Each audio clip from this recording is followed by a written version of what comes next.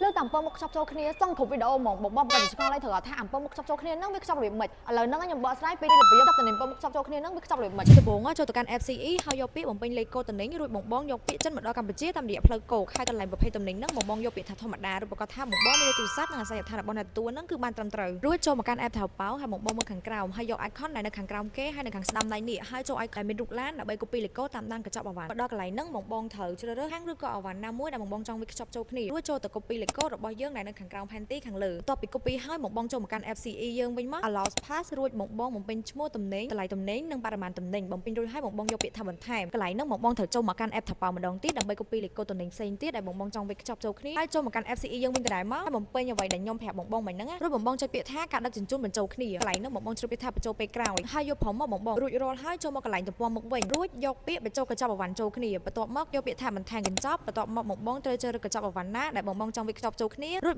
បងចុចពាក្យថាយល់ព្រមកន្លែងហ្នឹងបងអស់ចុះក្រោមរួចយកពាក្យថាយល់ព្រមមកជាការស្រេច